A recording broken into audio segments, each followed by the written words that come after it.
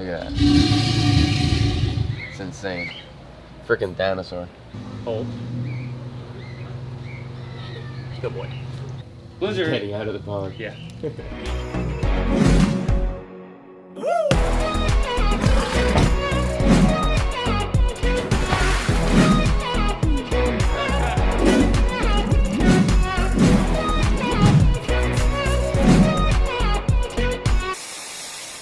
What is going on, ranch fam? Welcome back to another video. Today we are not at the ranch, obviously we're at Wild Florida.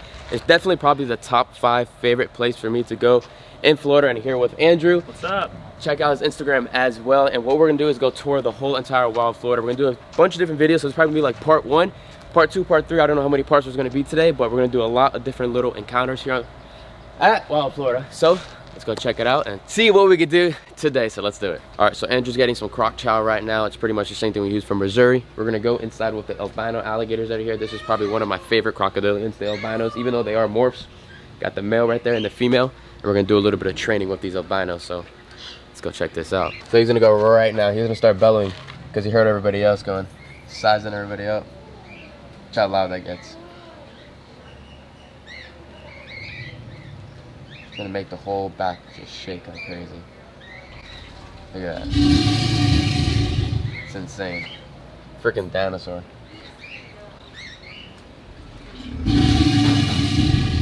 Go to that side over there and you can feel it better. It's season right now, so yeah, so everyone's just going. Are you new ones? I heard the other ones also keep going. I heard that. We're gonna do some stuff right now with Crusher, so Andrew's gonna start showing us and teaching us different things and techniques he does with them, so let's do it. Yeah, Crusher, he's one of our largest, or he is our largest alligator. He's close to 14 foot and probably 1,000 pounds. And we estimate him to be about 60 years old, roughly, anywhere from 50 to 60. Yeah. He was a nuisance trap, so he was brought here. He was caught as an adult, and then he was brought to a gator farm where he was a breeder, and then we acquired him from there. So we've only had him for like 7 years. Huh. And then we work on some conditioning. So he does 2 shows every day, except for Sundays. So he's always working. Yeah, he's always working. On certain Okay. days, he'll climb up and bask in the sand, and we just cancel the show because it's really up to him. But yeah, he's in the water, so we're going to kind of show some of the training. So Let's do it. it's all operant conditioning and stationary stuff. So and it's all done with positive reinforcement. So we call him over. When he does what we want, we give him a piece of food. If he does something that we don't want him to do, we don't give him any kind of negative. It's just we ignore that behavior and, Got it. and kind of start over. So here. Come here.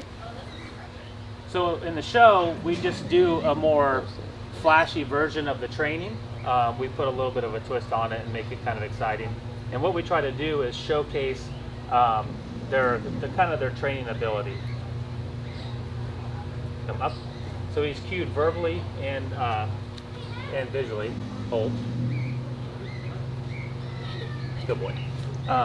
And we want to educate the public. We want to kind of change the perception from fear to respect. So Yeah, exactly. they are very dangerous, but you know they're not necessarily need to be completely feared, because when people fear stuff, they kind of want to destroy it. So Exactly. that's kind of what we. As long as you respect them and you understand them. Exactly. Good. So we get in the water with him. And the water you said is heated? Yeah, so we heat the water. His because he's an alligator, we don't heat it as much as the crocodilians. Here. Go on that side. Not here. That hole. Good boy. So all of it's done, like I said, visual, verbal.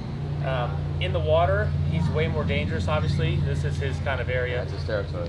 They're a lot more agile, so even at his size, You can move around quick. yeah, pretty quick. Hold still. Hold. You guys see it's the little touching on the nose. Just that little teeny bit. He feels it all. Oh yeah, so they have the ISOs, so they're super sensitive. They say they're even more sensitive than the human fingertip. That's great. Hold. Good boy. Sometimes he'll slam his jaws. It's dope. It's like gentle the air right now. palmer. So come here. Here. So during the show, we'll do stuff. It's all a lot of like having him come to certain spots and then hold still. So everybody can get a nice little view of him too. Yep. And then we'll, just to kind of like make it a little more exciting. This side of his head. It's like He's half got- your body, just his head. Oh yeah, he's got one of the largest heads. Hold. So like to show how good his hold command is, I can turn all the way around. I can act like I'm gonna take my head in his mouth. Good boy. Here. So I'm gonna bring him around for you guys, and I'll have you. Ayala will help you. We'll get his tail up. All right, cool. So the real reason why we do the training here Yeah. is so that we can take better care of the animal. So by working closely with him, if he has, let's say he has an impacted tooth, here. Oh, It's just good for his health as well. yeah. Get him used to all that. I can check his teeth. Hold still. So I can check all of his teeth. I can check his nostrils. I can even look at his eyes, make sure they're all doing good. Good boy. And then we can draw blood from his tail, or let's say we had to give him some kind of antibiotic or something. Here, we can do it through his tail. Yep. So I'm going to bring him right around here. Gotta hold his tail. He's pretty dope. Can't hold him like Louis. He's a little big. Yeah, if you want to come right over to where Ayala is. All right. Here. Here. Come on. So notice when his mouth is open, Yeah. we've cued him to open his mouth. That's the big thing. On the times that his mouth is closed, so if he ever comes up to us with his mouth closed and his head up, also, then that's usually the sign that he's going to try to lunge or something. So we're always kind of reading him. So we know, like, at no point do we think he's tame. You know, he's not tame. Yeah, of course. He's really well conditioned. So we look for little things like that, like his legs right now, the position of his legs. His legs are kind of out a little, so he's not really in At a the lunge lunging, position. yeah. When he tucks them in, so we're looking for that. He has little tails, so like his ears right behind his eyes, if he's like either excited or agitated or whatever, he'll start to kind of flap them. So we were looking for those kind of things, so we know when he's going to be a little pushy or something like that. In the summertime, it's hot, he's fired up. Yeah, I so bet. he's like just ready to go, you know. But he's pretty not too bad for a nice cool morning. as I know, well. yeah, he's being good. It's the start of breeding season though too, right? Yep, Yeah. yep. So yeah, we're starting to get into breeding season, so the males are extra fired up. Moving Even on. with all the bellowing, he's still, that's the other thing too, he's still doing his training, he's still being, Yeah, it's awesome. you know, being good. Still paying attention. We've been doing shows before, and they'll start to bellow, and he'll kind of stop, he'll want to swim over, but he still ends up coming back and doing it, but Yeah. we'll still. So, but it allows us to kind of just show people, you know, how cool they are, how much they're, you know, they're not just these mindless Yeah, exactly. machines. Good boy. You guys hear that? You guys are smart, really smart. That's why they've been here for so long. Yep. Yeah, they have an advanced cerebral cortex, so they can process patterns and behavior. So that's what they do in the wild. Yeah. They process, you know, prey patterns. So that's why they can learn simple behaviors super easily. What's up? You can go right over there, Kendrick. Yeah, you can come get right in front of them.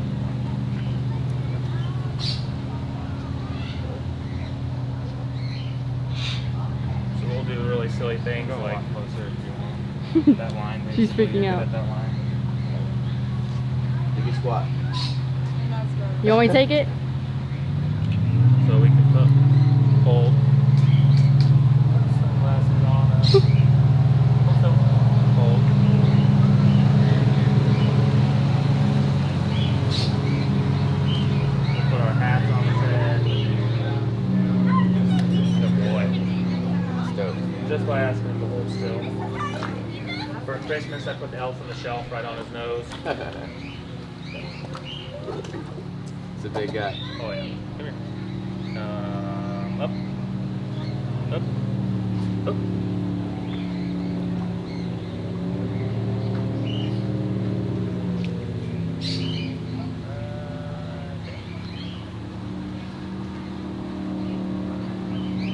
Good boy. A little pop there.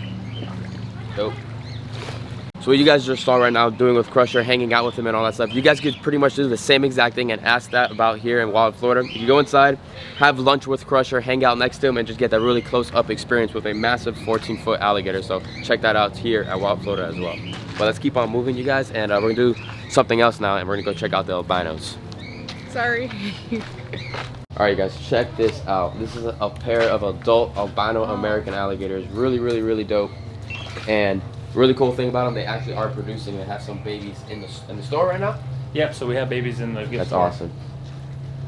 So yeah, this is Blizzard is our male. Yeah. He's 16 years old, and then Snowflake is the female. She's actually 27, so she's older than him.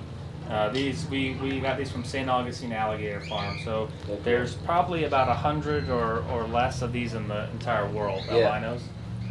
So we're really excited to have them. And definitely a pair as well. Yeah, for sure. And when we got them, we got them about 4 years ago. They had never been with any other alligators their whole life. And we introduced them together. We knew that there's a chance they might not get along, so we were kind of fully prepared to have issues or something. and separate them if we needed to. But luckily they kind of got together great. The first year they did really well. The second year they kind of courted.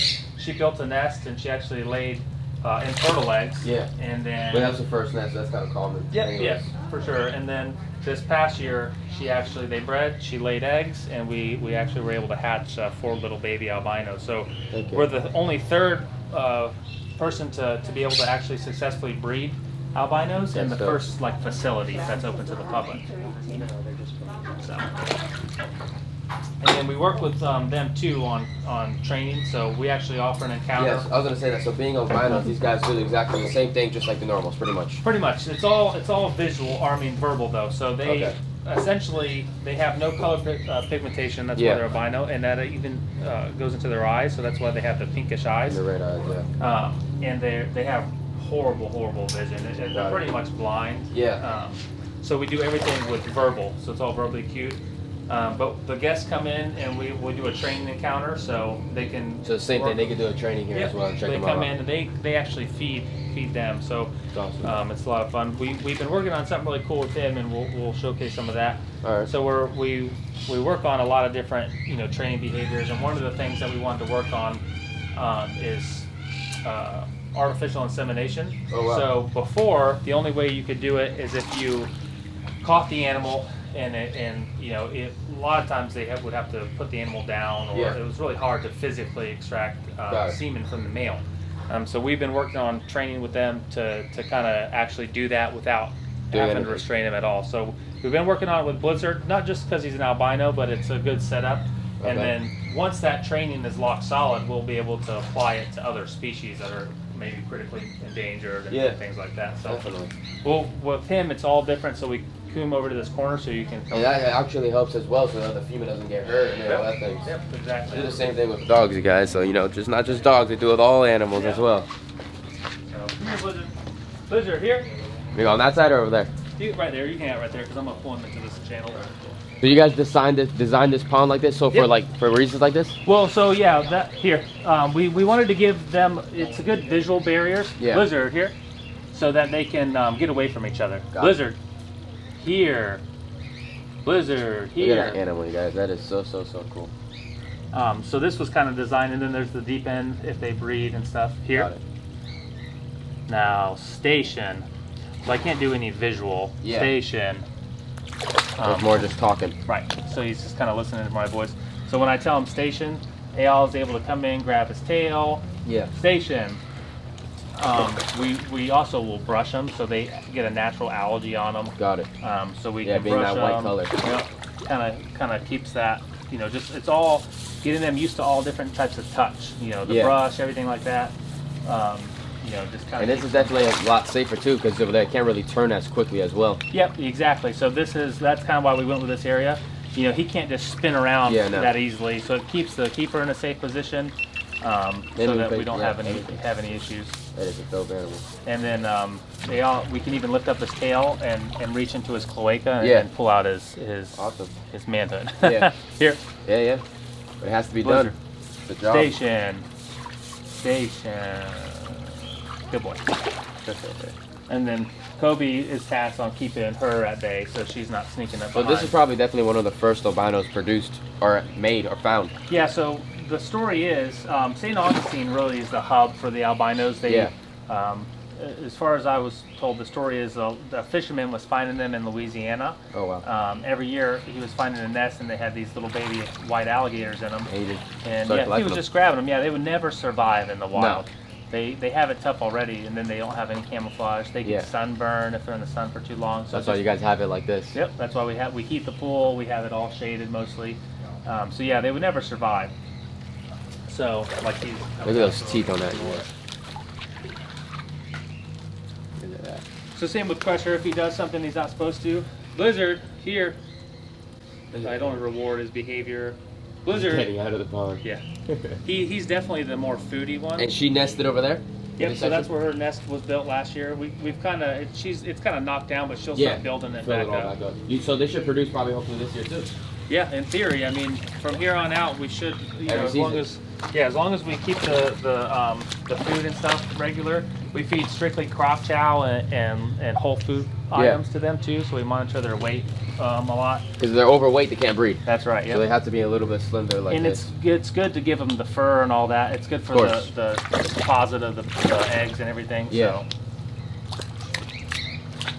The more variety, the better for sure. with him too, we don't do like a lot of touching on the face because we feel like we've noticed they can't see as well. Yeah. So when anything touches their face, they almost start- like a shark. Yeah, they feel with their mouth a lot. stomp. So we keep most of it from the front legs back. Got all the any kind of touching and stuff like that. Heck yeah. It's a dope animal. Over here. Station. Station. Station. Station. Station. Station. Good boy. Oh, missed that. Is that lower, can you? Yeah, like that. There you go. Station. Station. Dope. So this is the same technique you guys are doing. You go reach under and do everything you have to do then. Yeah, pretty much. Pretty dope. And it's all just, it doesn't take a whole lot of time. It's just getting them used to, and it all being positive. So, he's getting rewarded with food. He's not, put in any kind of really uncomfortable position or anything. He doesn't feel, threatened or Yeah, of anything course like not. that. So, And I can see that you can reach like that because obviously you 'Cause can't, you can't see. Yeah. And that's obviously shows that he can't see because you're doing it. so, That's dope. yeah, any other alligator, and it'd be different. So obviously you guys are not going to be able to go inside the water like that, but you're able to go into the side and get a lot closer view of this guy. And this is, that's Snowflake and this is Blizzard. Blizzard, which is really dope. If you guys are enjoying this video right now, make sure you guys are liking this video and make sure you're following Wild Florida. We're going to keep on moving and we're going to go check out some more crocodilians here at their place. So let's do it. So this is a New Guinea crocodile? Yeah, it's a Hall's New Guinea. Okay. And this one is just the only one you have right now, so hopefully in the future maybe you could get a pair for it. Yeah. Good boy. Alright, we'll go around. How deep are these ponds? Look at the lens. Probably what, like 4.5 foot deep? 4 foot? Yeah. So I get it because he likes to shoot up, so I make him come up onto On the shallow. Yeah. On the ledge, yeah. So you can start talking. We'll just kind of go over some of it. It won't be too. It's not as like as hands-on. Yeah, it's just more of a new one. Here. So you guys can see the difference from a croc to a gator. How much more Yeah, the crocs so- want to move. Yep. Yeah, crocs are a lot more agile. A lot more spicier, quicker, everything about them. They're the Cuban right next door. Loki. Loki, here. So we've only done about 6 or 7 sessions with him, so Yeah. he's still kind of learning. Definitely. Here, But I mean, he's doing good for only 6 or 7 sessions. here, and it's all capitalizing on here, on their kind of their natural, what they're doing. And they want to learn, they want to hunt, they want to have commands and do stuff. So a lot of it right now, we're just teaching him to go where we want him. Yeah. That's important. So like if we need to do something, I can call into an area without having to like force him over there. And Loki, being on the here. shallow area, it's less likely he can lunge because he doesn't have that deep area for his tail. Exactly. Do You that can't push. get all the momentum. Here. Loki. Here. And how big would this guy get, you think? Here. They're a smaller species, so males will usually top out around 10-ish foot. Okay. He's probably 8.5, so he's pretty mature. Here. So. Here. Here. So when I use my command here, I'll do something that I know will entice him, so he's learning that, like, so I'll splash a little bit. And you guys can see how he's using his hands. With the albinos, he doesn't, because obviously they can't see. Well, this guy, he sees everything. Here. So we use verbal and visual. That way, let's say, in theory, if I break my hand or something, Yeah. I can still call him. Got it. And vice versa. If I lose my voice. Yeah. True. Here. And it's all real simple, basic They're stuff. watching, Stuff they're that looking at just, us right now. anybody can replicate. He's like, should the I go most that way? important I should thing go is this way. consistency. Here. Here. Good boy. Hold. Hold. Good boy. That's dope.